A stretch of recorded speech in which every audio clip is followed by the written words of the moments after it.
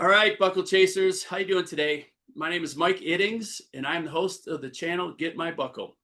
This channel is all about helping the first timer get across the finish line in under 12 hours. And we'd like to thank our companies who've aligned with us. Alpine Fuel Nutrition, reach out to me at Mike at getmybuckle.com. I'll get you in contact with Lindsay. Silka Products, 15% off with Get My Buckle 15. Carbo Rocket, great fuel, 25% off your first order with Get My Buckle. This is my favorite, Bird Wheels, rope, spoke, carbon hoops, super light, super compliant, awesome race wheel set. 100%, they have got prescription glasses, photochromic, wear them all day long, super good products, helmets, gloves, and then bike racks, get your bike to and from wherever, 25 bucks off, last rack you'll ever need. So today, we've got a super special couple guests with us. This is the Leadville Trail 100 Legacy Foundation, and this is all about raising money, helping people. And today it's Kelsey Wood, and then our dream chaser, the guy who starts dead last. So I don't want to hear anything about the congestion on Kevin, blah, blah, blah. Jeff's going to start behind every one of you racers, and he's still going to sub 9 as long as nothing goes wrong. And he's not going to complain while he's doing it. He's just going to kick some butt and get there. And while doing so, raise a bunch of money. So let's welcome Kelsey and Jeff. Thank you very much for taking time out of your day. Ladies For first. having us. Ladies first? Ladies first. All right. Well, yeah, I am Kelsey, and I'm the marketing and communications manager for the Legacy Foundation, Leadville Trail 100 Legacy Foundation. And we are, I'll just give a little bit of a backstory. We are the original charity partner of the Leadville Race Series. And that just simply means that Ken and Marilee, who started all of this, why we're here today and where we'll be in August, this is their nonprofit. And we fundraise at all Leadville Race Series events and put all of that money back into Leadville and Lake County. We do that a few ways, but most notably through grants and scholarships. Any nonprofit organization group in Leadville can apply to grants, and we do that quarterly. And we have funded things. I mean, honestly, we've touched so much of Leadville, everywhere from like helping Cloud City Wheelers, who maintains and builds our beautiful trail system in Leadville. We help them buy a mini excavator. We've helped the hospital with upgrades, the Tabor Opera House. I mean, honestly, you name it, we have been able to help. We also have a scholarship program, and that is any kid who graduates from our local high school, Lake County High School. It goes on to any form of higher education, from literally cosmetology school, truck driving school, dental school, to four-year colleges, Dartmouth. We don't care if they're taking that next step. We want to help with that opportunity, and we give them $2,000. It is not, as Marilee says it, she says it so perfectly, it's not need-based, it's not grade-based, it's Leadville-based. So we don't care what their grades are. We don't care what their parents' financial information is. We just want to help them transition to that next step in life. And it's pretty cool because I feel like most people are like, $2,000, that doesn't sound like a lot. Like, I feel like probably most people watching this, their bike costs more than $2,000. But if a kid graduates from Lake County High School and goes to CMC, which is in Leadville, they, with the in district tuition, they can get an associate's degree for less than $2,000. So they can get an associate's degree and come out with zero debt. So it's pretty incredible. And it's cool seeing like these kids with these scholarships go off and go to school and then come back to Leadville, and they have amazing jobs, or they're serving on boards in our community. And so it's truly changing lives. And, I feel pretty lucky. Veronica, our executive director, we always say that we have the best jobs in Leadville. We just get to give out money to all these amazing people doing amazing things in our community. And yeah, I mean, it's our whole purpose is Leadville, right? You hear Ken and Marilee talk about it all the time, and they mean it. It's about making Leadville better, a better place to live. And while we've been able to do amazing things, there's still so much more to do. And that's kind of where Jeff steps in. And obviously, everyone's probably familiar with Ty Hall, who was our Dream Chaser for 9 years. This is the 10th year of the Dream Chaser, so that's exciting. Ty raised over $600,000 for the Legacy Foundation in his time as a Dream Chaser. And yeah, I mean, it's pretty incredible. I think people love the Dream Chaser, and I'll let Jeff kind of talk more about specifically what the Dream Chaser does, but people enjoy it because they get to kind of like be involved with the fundraiser. You know, it's an out back course, so you're going to see Jeff at least one time, depending on how fast you are. And you know, it's really cool to be at aid stations and watch Ty or Jeff ride through. And I mean, the whole everyone, participants, athletes get so excited, and it's like, oh, the Dream Chaser's coming. So it's really amazing. And you know, we, because of all the efforts, we've been able to award $1.4 million in scholarships. And as 1.4 million. a small nonprofit, it's literally myself and Veronica. It's pretty amazing. And yeah, we're doing all we can. There's still more to do. But I would say that's the Legacy Foundation. No, that's awesome. And um, there are Leadville has its share of less fortunate kids, right? Yeah. And you know, when the mine closed and all the jobs were lost, Hmm. Leadville became one of the greatest. They just became the underdog, Yeah.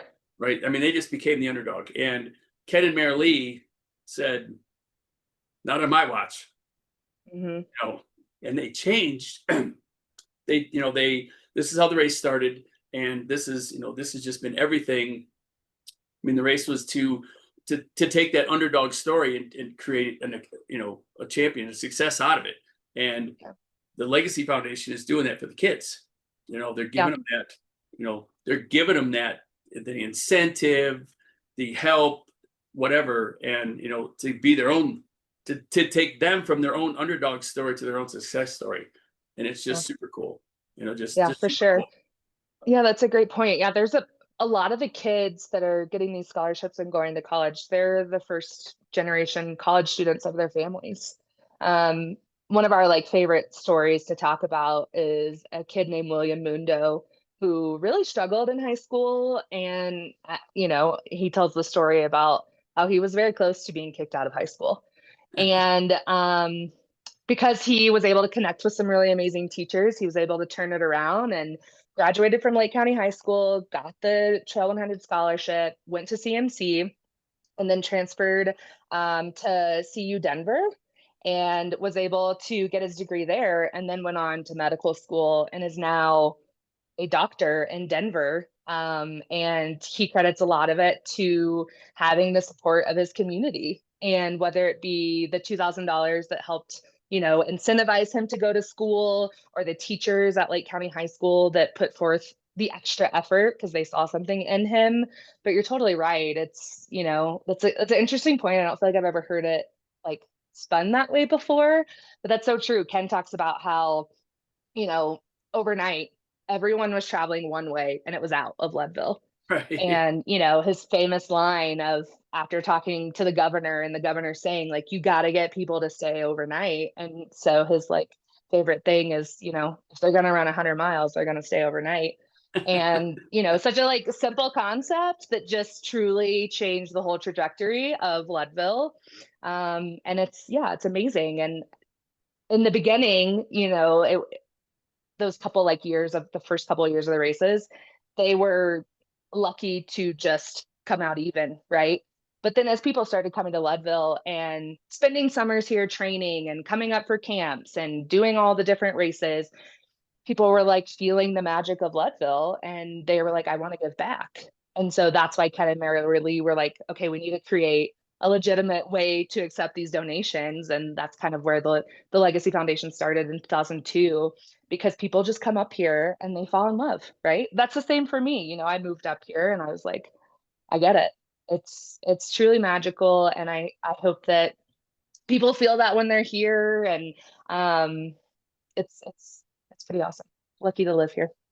Lucky to live here. And the race community from Ken and Marilee and and Lifetime and all of you, everybody that is there and supports I have never been involved with a community that is so supportive and so they just want you to, they want the best for you. I mean, one of the beauties of the race is you're not racing each other. I mean, 99% of us aren't racing each other. We're racing the clock. Yeah. So we don't care. We can help one another.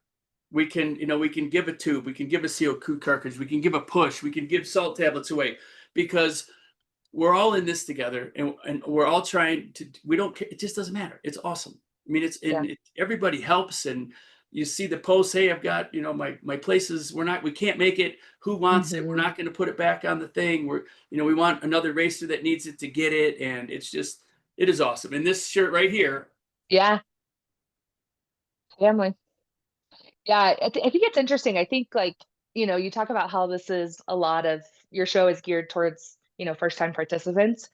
And I think, probably going in, they're like family. Because I've been to a bunch of races where, you go in and you race and you leave. But it's interesting having worked for the race series and now working for the Legacy Foundation. Ken and Marilee mean that like wholeheartedly. That when they say you are part of their family, they mean that. And Marilee's gonna remember your name. And if you talk about your kid, she's gonna remember your kid's name and she's gonna follow up with you next year. How's your kids doing? And it's something, I mean, you don't get that anywhere else. And it's pretty awesome. Oh yeah, I've done Ironman, 4 of them, Yeah. and Yeah. you become an Iron Man, right? Because you completed the task. Mm-hmm. But the Iron Man family is different. You know what I mean? It is nothing like this family. This is family, and it's awesome. There's a big difference, and you got to be all in if you are gonna hug the dirtiest, sweatiest, bloodiest, grossest 1,500, 1,800 people Yeah. for a 6-hour stretch. You're in. Yeah. You mean it. You mean it. Yeah. Yeah. You're You mean it. sincere for sure. Yeah. All right, so we had just some more data. Ty you said he did 9 years and Mm-hmm. he raised over $600,000 for the foundation. Yeah. Yeah. Awesome. And it started differently because originally when it started, there was one organization who was contributing to the Dream Chaser, and they like the first year or two, they didn't want anyone else to help. So they were doing, it was like $7,000. And then when they decided, okay, great, we got this started and we're done, that's when it turned into, okay, we're going to involve the community. And that's when it really started to evolve. Those first couple of years, I think it was like $5,000 to $8,000, and then it went to like $60,000.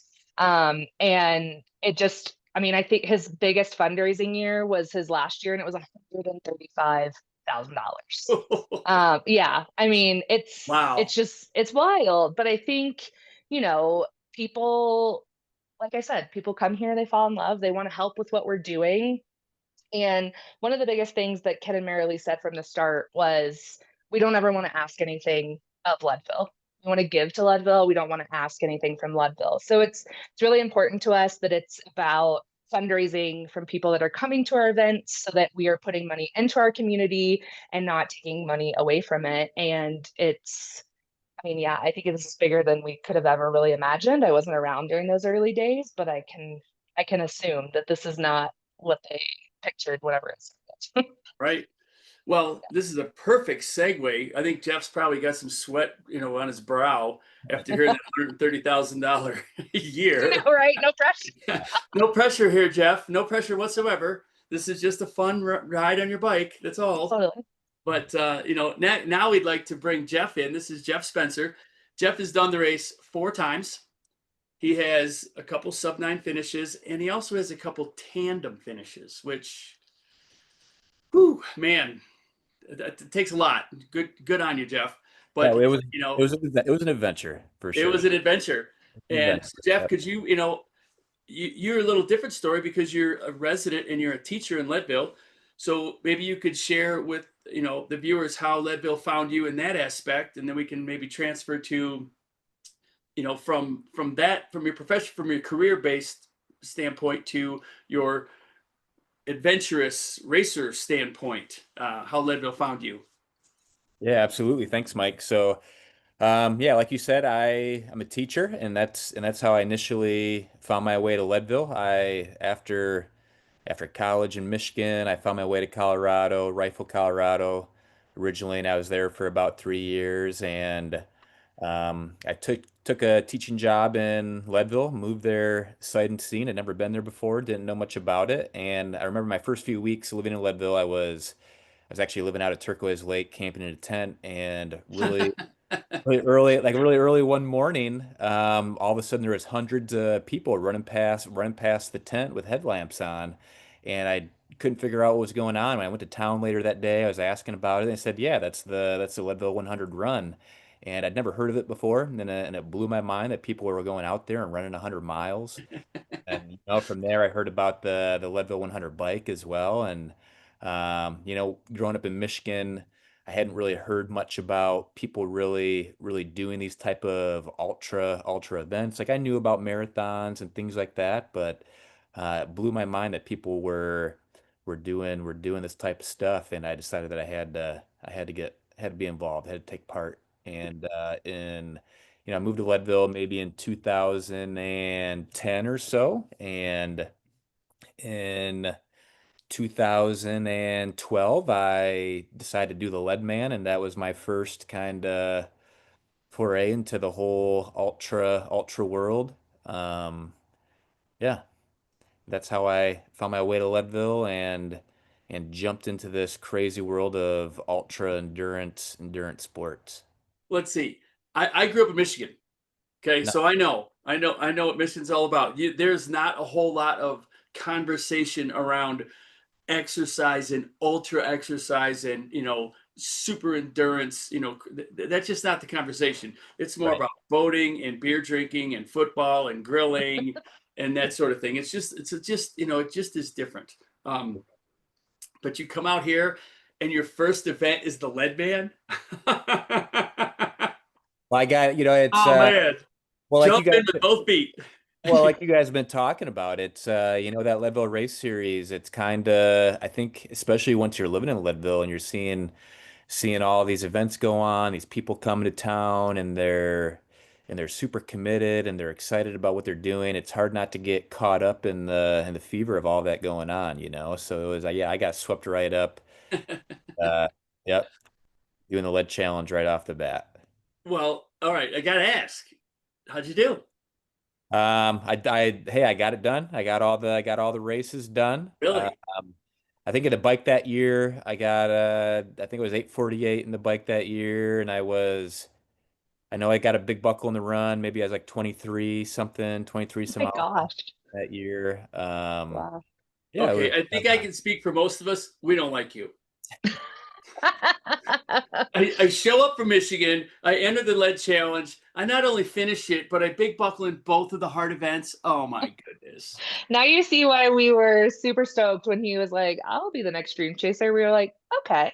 Okay, I get that. All right, all right. Man, we oh have a man. good. Well, good on you, dude. That's awesome. I mean, I appreciate that it, is Mike. just crazy impressive. So, congratulations. Hey, thanks. So Yeah. now, so I guess that six or that $160,000 isn't that big of a jump for you. Well, I pretty big shoes to fill for sure. Ty's Um, awesome, isn't he? yeah, oh Just yeah, for awesome, sure. awesome person, awesome racer, just awesome everything. When I was given the opportunity to do this, the Dream Chaser, Ty let me ride along with him last year, his last year doing the Dream Chaser, and man, it is quite the challenge. It's a lot of people to get past, and um, yeah, it's not going to be easy, but I'm looking forward to it for sure. So you and Ty both started last year, Yep. and he just said, "I'm going to show you the ropes on on how the Dream Tracer does it." Yeah, little job like on the job training more or less. Okay. I tried to get an idea of how this all works. Yep. Oh, well, that's cool. So here I hate to do this to you, but I gotta put you on the spot. Yeah. Could you beat him? Um, Uh and Ty's a pretty fast. He's a pretty fast guy. You know what really impresses me about Ty is last year I think he was either 58 or 59 years old, and for me, I think for any of us, if we can be doing things like how Ty's doing it at that age, that'd be a great thing to shoot for. Definitely. yeah, At that's my great. ripe young age of 42, I think, Uh, I think maybe I could beat Ty just by a little bit. Not much, but oh, so geez, you've got 20 years of dream chasing ahead of you. Get that That contract drawn up, that is the Kelsey. contract he signed. I said, Yeah, we're get not doing that less than contract 20 drawn up. years. Oh my goodness. All right. So with with Ty and you starting last, what did can you share a little bit more detail on, what did the start look like, and what did Kevin look like for you two, and how did you manage that? Because I mean that's a lot, right? I'm sure you caught the white corral in front of you or the brown corral in front of you, and and then you caught the white corral. But tell us how that looked. I mean that's a lot, because I mean there's a lot of people who complain, oh, I'm in the brown, I'm in the white, and all they do is gripe. Um, and if I talk to those people, I'm like, hey, Ty starts in back, no bitching. Yep. Just train more, don't complain. Yeah, I think for those folks starting in the brown corrals or the corrals in the back, it's when you get to Keevans, when Ty and I got to Keevans last year, and all the years Ty's done, every year he's gotten to Keevans, it is pretty jam packed, right? Right. You're not going to get to go your pace, and you can spend your time getting real fired up and frustrated about it, or you can see it for what it is, which is actually a gift for later in the day, right? This Well, is yeah. this is a way for you to get your race off to a nice, calm, relaxed start, not go out too fast like 75% of people do. This is an opportunity for you to get your day warmed up. And, once you make that big left-hand turn going up St. Kevin's, there's a little bit of climbing left, but things start separating pretty quickly. And you got plenty of time after that to get to work and get whatever your goal is for the day. Get your buckle even from way back there in the Brown Corral. For the folks who start back there, I think that's what I would want them to know is, you get to St. Kevin's, it can be frustrating. It's crowded. Last year, Ty and I, we were able to kind of, like work our way through and definitely pass some folks, but we didn't pass too many folks because um, it's not really worth it at that point to really try and make big moves. I think if anything, you're just going to frustrate yourself, and best not to start your day with that kind of angst, because there's just so much time after St. Kevin's and so many miles left for you to do what you need to do. Well, I think it's a great point. You're not gonna you're not too excited. I mean, you're excited, but you're not gonna over rev the engine. You're not gonna red line. You're not burning matches. You're getting Right. through it. You're just getting through it, and then it's just management, right? Yep. So it's great. I mean, so your other first timers, and Kevin's not that long. I mean, it's steep and it's rough, and I mean it's crowded and all that, but it's really not that long, and it's at the beginning of the day. And if Kevin's is slow, okay, it sucks. However, Yep. it's not that particular portion of the climb is not what's going to take your buckle away from you. It's just Absolutely. not. You've Yeah. got so many more miles to make up for it. If you've checked the box for training, and you've done your homework and you're not cramming for this test, you're going to be fine. Yeah, absolutely. That's what I So would say. good perspective, good perspective to share on, for the people, because you're all jacked up in the Yep. start, and you just want to go, go, go. And, you're freezing cold and you're surrounded by people, and it's, who knows what the weather is, and you're just amped, but just chill back, get through it. It's going to be fine. You make that left turn, and it does start spreading out there. And as soon as you turn on Turquoise Lake Road, then it really starts to spread Oh out, yeah. and you are going to have no problem. passing people going up Sugarloaf or Hagerman or whatever. So Yeah, be safe, get through it. You're gonna, you'll end up having a good day. absolutely. Yeah, I agree with that 100%. Yeah. So, you and Ty take off. You got to get through Kevin. Yep. And then from your point of view, where, do you see more congestion? Where do you see the most congestion then at the next spot or do you see it, or is it just spread out? Because I'm, I'm a I'm a sub 10 rider, low nines, where I don't see that, but you Yeah. guys get to ride through it. So Yep. maybe you can share some of that as what you've seen with Ty, and Yeah, for how sure. Sugarloaf look and that sort of thing. Yeah, I would say, like climbing up St. Kevin's, you got that first kind of long, steeper pitch. You make that left-hand turn, and from there to Carter Summit, which is where the Turquoise Lake Road starts, right? Like it's still crowded. However, things are moving at a faster pace, and you do have the space to communicate with each other and make safe passes and ride a little bit more at the pace you're probably hoping to ride. But it is still borderline congested.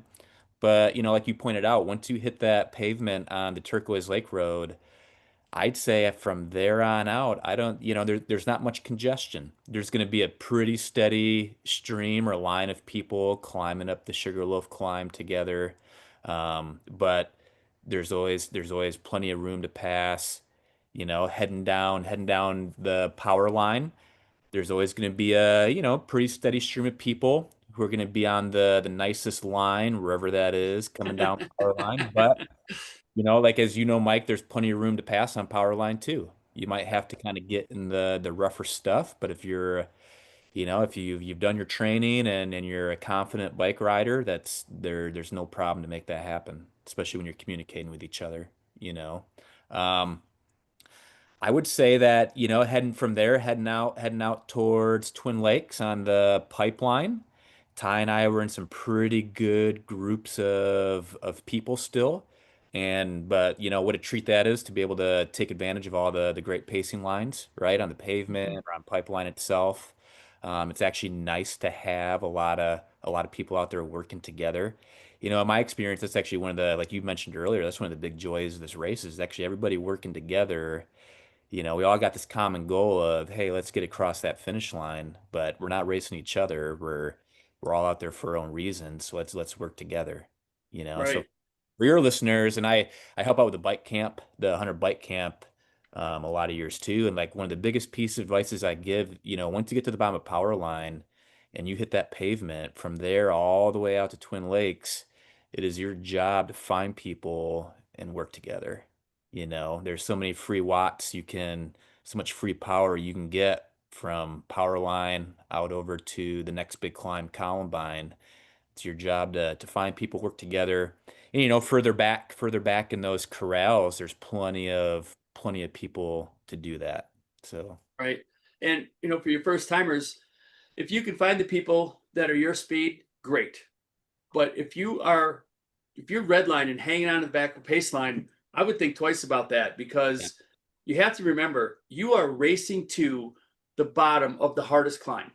Yep. So if you burn matches across the flats trying to hang with the pace line that's really not your pace, I don't think you're doing yourself any favors, because you also need to eat.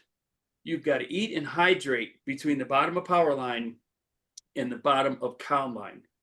So just make sure that you can manage both of those things, right? Finding the people who are your speed, your pace, getting in the pace line that's comfortable for you and benefiting you, as opposed to the pace line is draining you. Don't let that happen. Make sure it's your speed and you're fueling while you're doing it, because guess what? As soon as it starts to tip up, it's Columbine.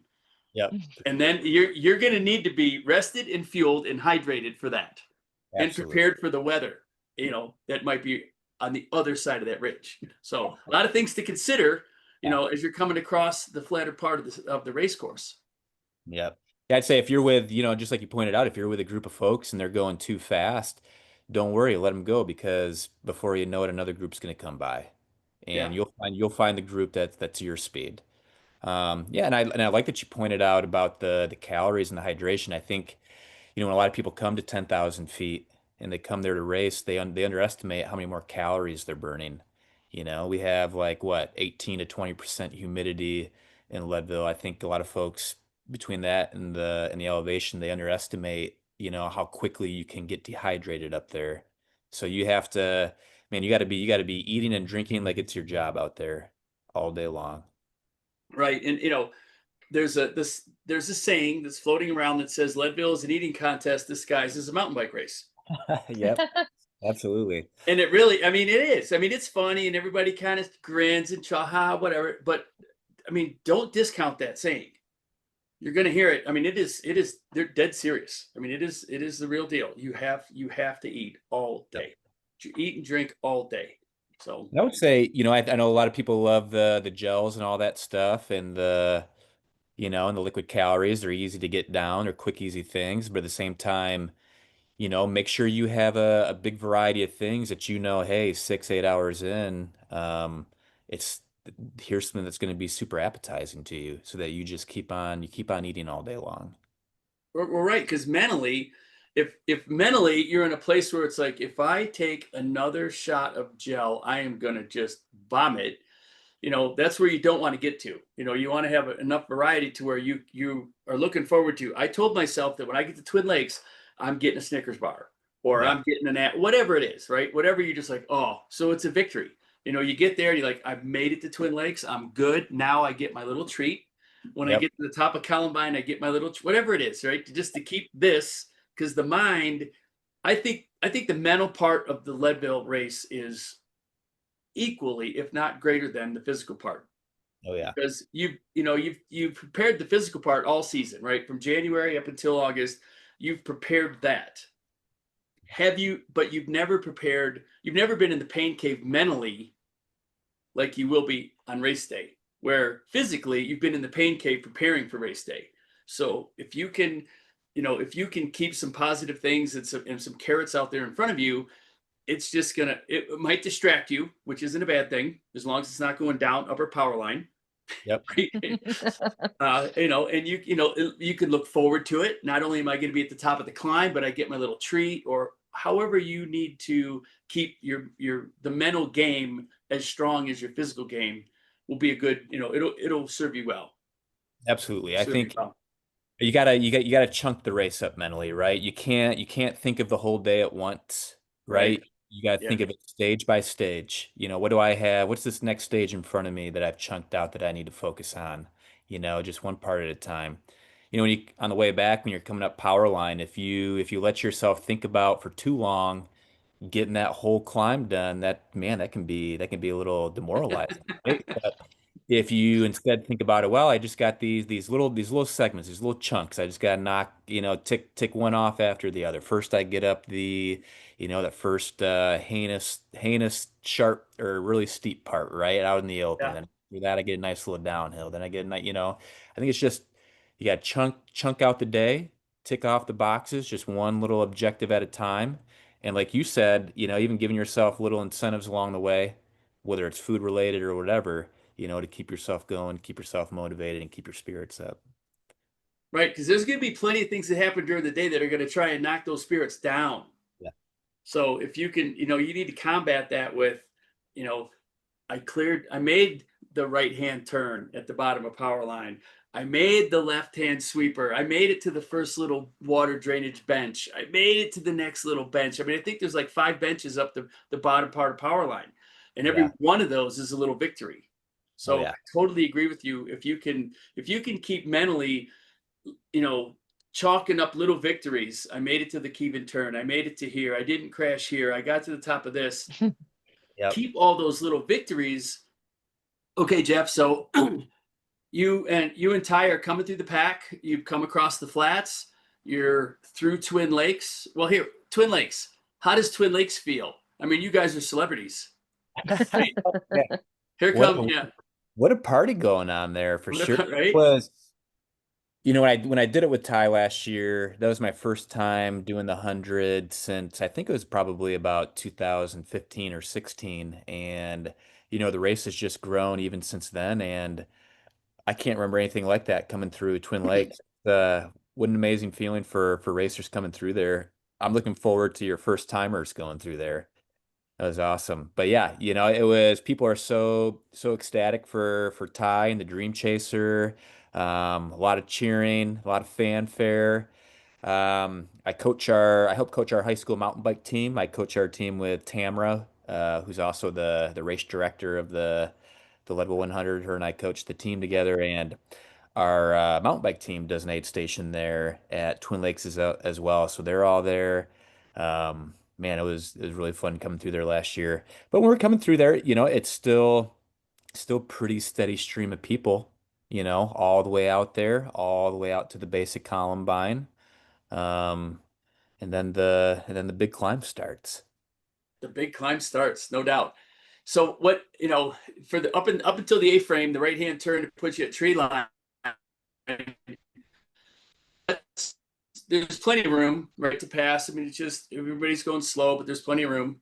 And Yep. what does it look like for you when you get to the road trip portion? I mean, you're up there at 4:15 ish, and how's the conga line look for you? I'd say it's pretty steady, you know. But But at the same time, there's still a little bit of room to pass if you need to. The stream of folks coming down, it's not constant. Of course, you got to be heads up, absolutely. Because at that point there is definitely two-way traffic. But I can remember that, like it's still a steady stream of people. However, I don't know that I was wishing, oh man, I wish I could just go a whole lot faster than I am right now. I think I'm just kind of settling in with everybody else at that point. Um, I would say Ty and I kind of found the pace of folks that we were gonna be spending a lot of time with, um, probably around that time, that Columbine climb. We had worked pretty hard to that point, getting out there. Um, passing a lot of folks, but I would say it was probably the Columbine climb where we're starting to kind of settle in, and from there on out, we'd see a lot of the same folks from there, heading all the way back to Powerline.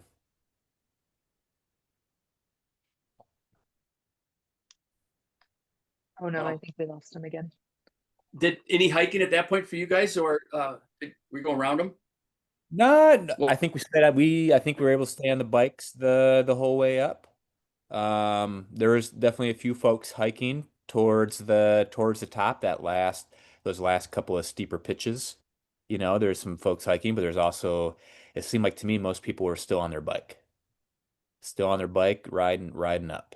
nice, Yeah. Yep. nice. Yeah. And then back down, you get to go through the party again. Oh yeah.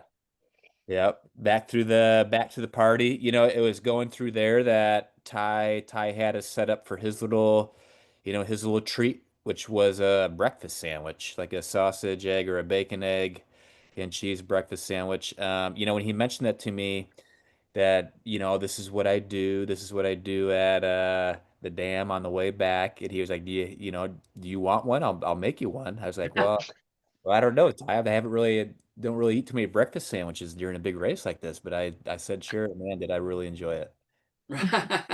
A Like whole the breakfast sandwich, two pieces of bread, and Oh an egg yeah. and sausage. Really Yep, for sure. nice. Yep. Yeah. It was a good way to mix up all the gels and the liquid calories for sure. Yeah. Wow, that's cool. I mean, real food. I mean, Chris Carmichael, he pushes real food. Real Yep. food. Yep. You know, that's real food. Oh yeah. Nice. Yeah. Uh, all right. So, how did you guys feel? I mean, you guys are pushing it. You're pushing hard, right? Because you've got it. You've got a goal in mind. Not only a time goal, but you've got a community goal, which is awesome.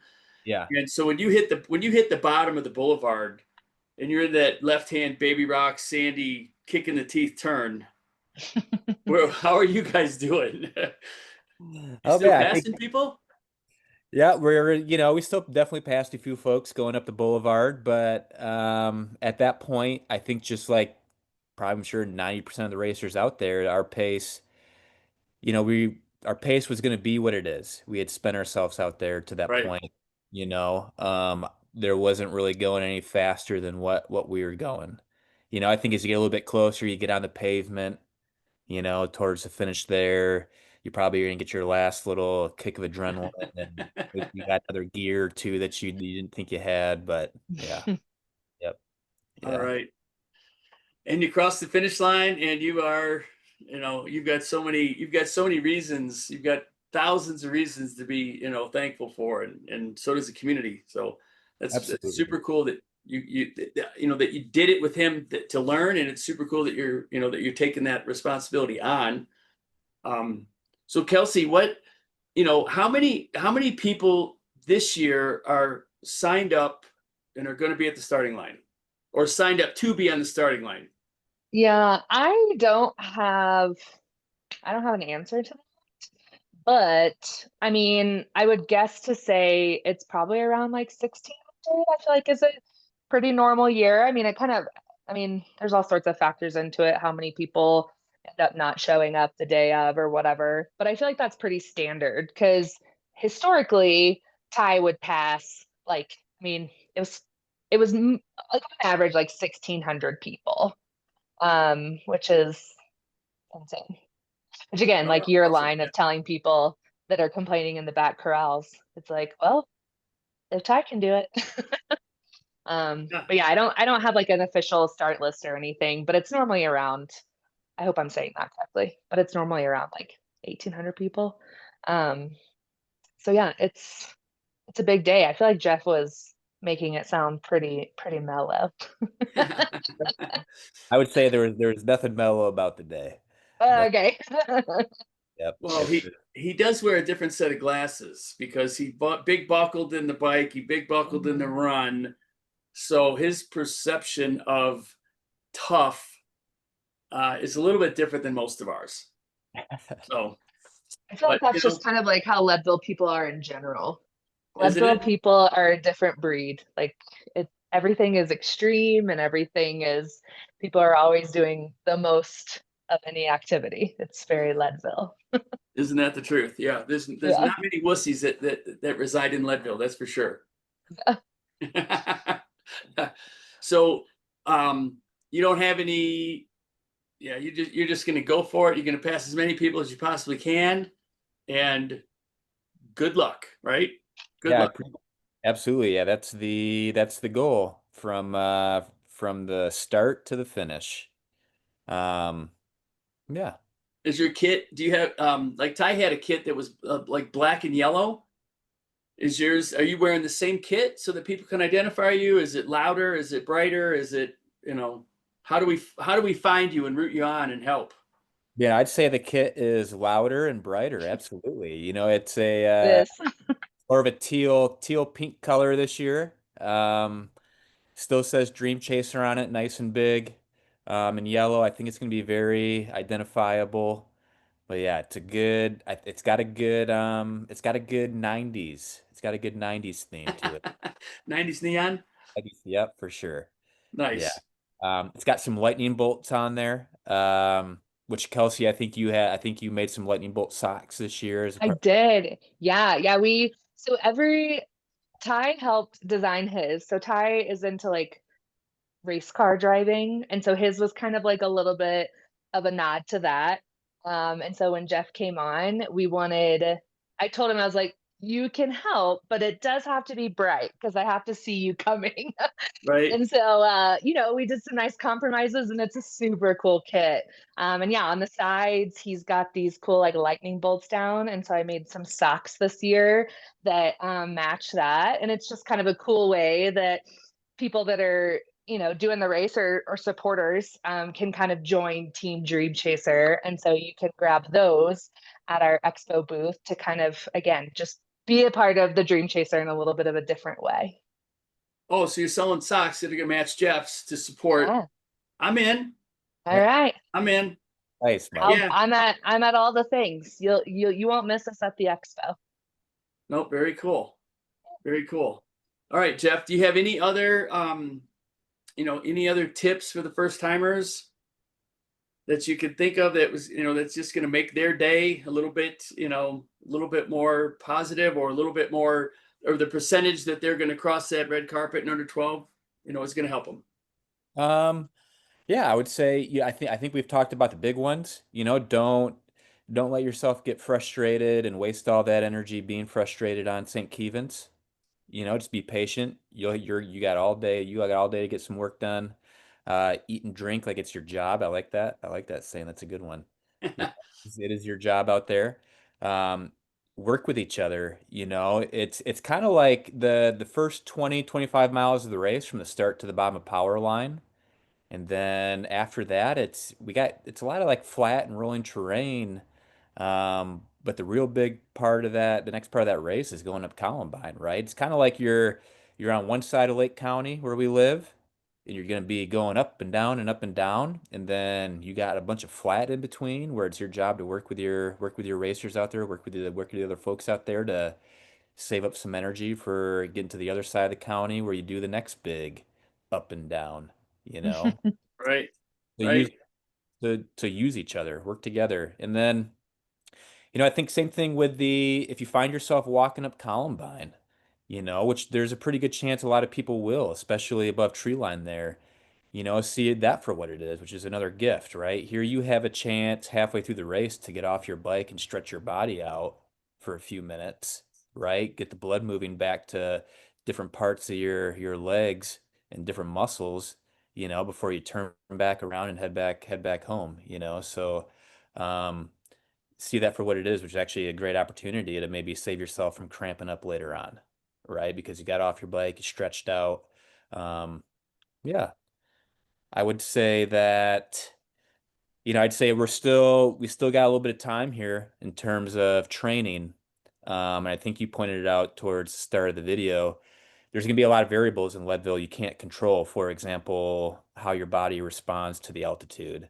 But a variable that is in your control is making sure you come prepared. You know, if you come to Leadville and you have not put the time in, there's nothing anybody can do for you out there. You have to, like, you got to take care of that one thing that is in your control, which is, have the base, put the time in, put the miles in, because there's a few other things you're not sure, what's going to happen, like the altitude and other things. So you got to take care of the one thing you can, which is that preparation. Right. You got to check the fitness box for sure. Yep. And I don't know what the viewers are hearing, but what I'm hearing is this guy is the water bottle is half full. Yep. You sound like a super positive person, and take, whatever the situation is, I'm gonna find the good things about it. Uh, Yep. and Absolutely. stay positive, which is part of Leadville. There's no question about it. Yeah, Um, I think that's a big priority for me in my own riding is, we put a lot of time in for training. The Leadville 100 is not necessarily always an easy race to get into itself, but when you get there, you got to remember you're here for a reason. You're here to enjoy it, and you got to make sure you do that. You know, yeah. got to make sure you enjoy yourself out there. Don't take Well, if yourself. you're not from here, you get to. I mean, you get to be in the Rocky Mountains. You get to be on top of some of the most beautiful mountain ranges and mountain passes and and just viewpoints. I mean, when you're riding a Pagamon Pass, if you look to your right and you see that the drainage, I mean, that is gorgeous, absolutely gorgeous. And you might see elk, deer, bear, moose. Who knows what you might see if you have a moment and you can look a little bit while you get your tongue out of the cranks, right? Yep. But Yep. it's beautiful. And when you get up on top of Sugarloaf, I mean, that is, that's gorgeous. So when you're on top of Columbine, I mean, there's so many opportunities to take in the views that are just spectacular. So that's part of, if you're coming to Colorado and you're doing this, take time to smell the roses. When you're descending, if you're not in super technical, you're going to probably have a good vantage point to, take some of this in. I mean, the tailing pile at the top on the way to the top of Keevan, when on outbound, if you look left, you're looking into that big, huge alpine valley where Rancho Escondido is and the cattle. I mean, that is just beautiful. And you can see the mosquito range in Leadville from that vantage point. I mean, it's just breathtaking, and I ride that a lot, and I never get tired of it. I mean, it is just beautiful. So if you're not from here and you're coming to the mountains for the first time, take some of those moments because they're inspiring and they're just, they are beautiful. Yeah, absolutely, Mike. Um, it's such a challenge, right? Everybody's coming and doing Leadville for their own reason, for their own thing. But there's a whole community of people here who are rooting you on. They want to see you get across that finish line. There's a whole community of racers out there with you, right? Mhm. Doing the same thing, and you don't forget about that when you're out there. Right. So Yep. Kelsey, to help support the foundation, the dinner Hmm. that's on Thursday. Yeah. Do you want to talk about that and give people information on how to be part of that Yeah. and Thanks. what that money goes to? Yeah. So, gosh, I think this is maybe like the fifth or sixth year of doing this. The Thursday before the race, which is August 7th. Yes. We are hosting a charity dinner with Lifetime Foundation. And it's just kind of an evening for everyone to come have a really amazing meal. The catering is really great and it's very much formulated with athletes in mind. It's high quality food. And it's 2 hours at Freight from 5 to 7. And yeah, I mean, it's just a time to be able to meet people and kind of, again, just experience more outside of the race and get to talk to people who've done it a ton of time or talk to people who've never done it before.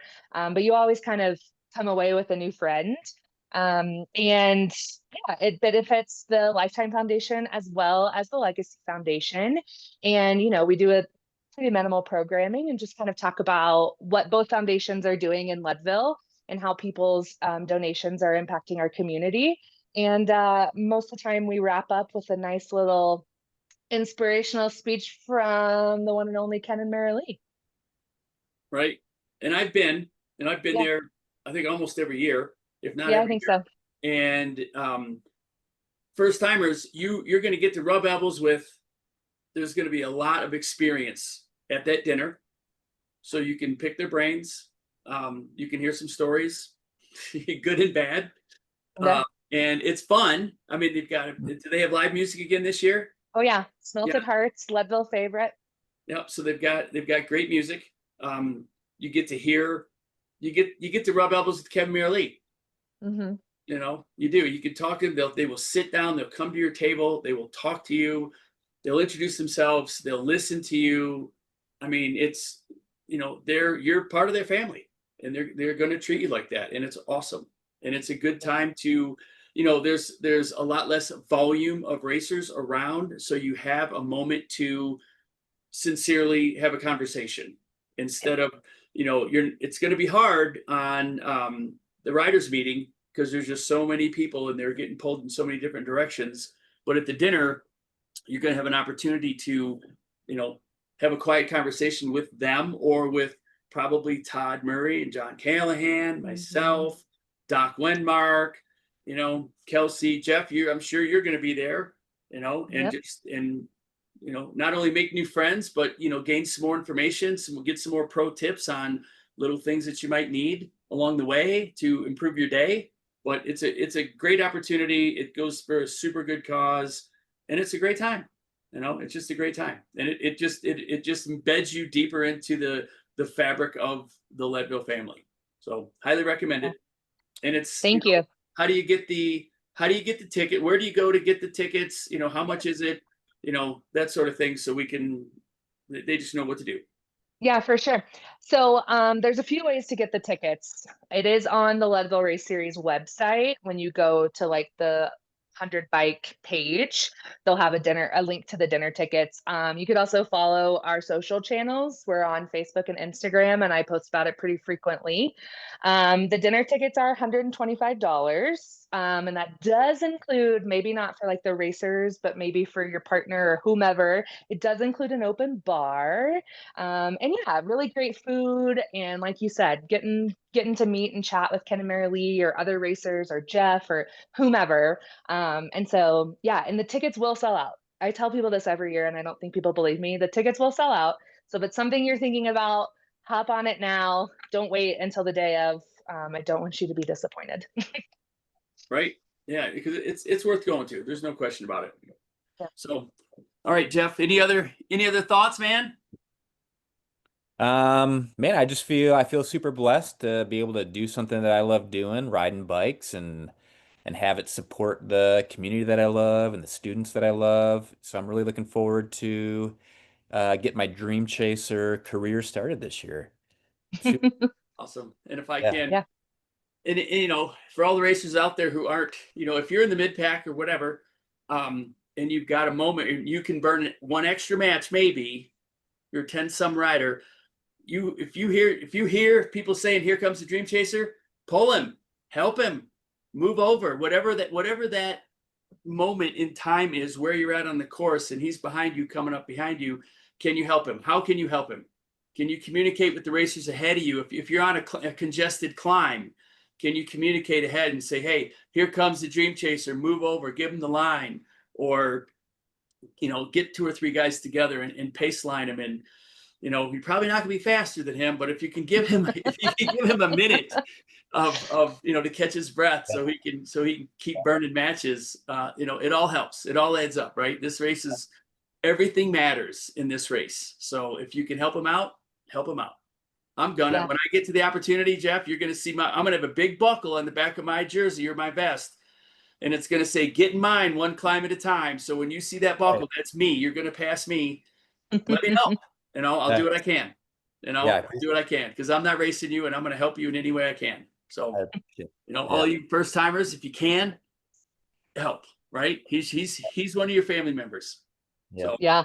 Yeah. And thanks for Ty used to always be like, don't get out of my way. But like, as the Legacy Foundation, we were like, get out of his way. paved the But way yeah, for him. yeah, seriously. But also you will hear from us at the athlete meeting. And then we're at the expo where we've got all sorts of merch. You see Jeff and Mike both wearing our hats. We've got t-shirts Absolutely. and all the things. So you'll catch us there too. But if you want to learn more about the Dream Chaser, we've got a pledge website, and that's lt100dreamchaser.org.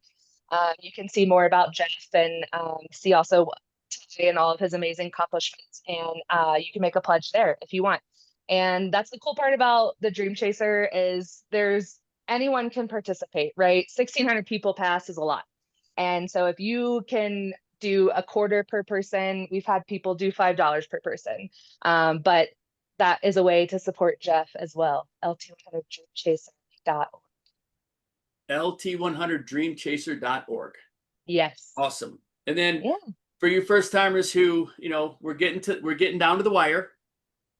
If you don't have everything dialed and you've got some questions and you're not sure, I offer coaching, race day, course strategy coaching, and my profits go to the Legacy Trail 100 Foundation. So the money that you pay me is going to get funneled over to Kelsey and to Jeff, and you know, it ends up going in a great place. So it's a win-win. You get my experience, I share that with you. They get the money, and then they fund, you know, the future for the students or whatever else is in Leadville. So, you know, I'm trying to help as well. I mean, I do this just out of the love for the race in the town, and you know, it's not profit based for me. It's just help based. So giving We back in any appreciate way I you. can. Thanks for doing that.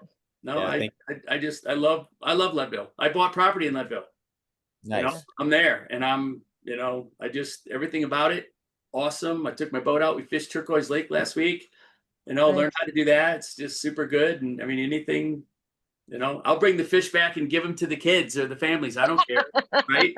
It all adds up, right? It all matters. And it all adds 100%. up. And anything you can do is moving forward and positive, and it's just everything about it's good. So Yeah, thanks for your support, Mike. yeah, absolutely, man. Thank you. And everybody join our team. Get the lightning bolt socks. Would love to see. Yeah. I'll take a pair, right? Nice. Nice. So- All right. Well, I think we're approaching an hour. That's super cool. You guys took time out of your day. Really appreciate it.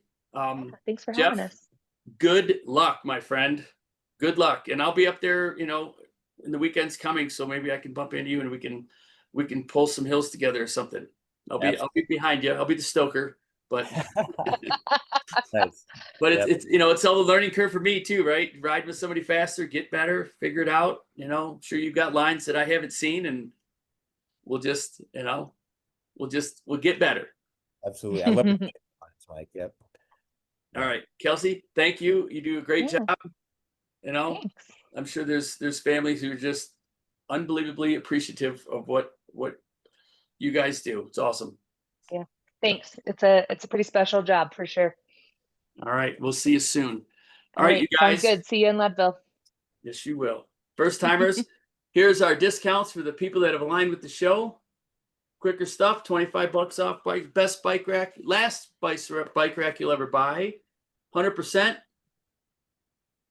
Bird wheels, rope spoke, carbon hoops, super light, super compliant. I run them, they're great. Carbo Rocket, 25% off your first order with Get My Buckle. 15% off Silka products with Get My Buckle 15.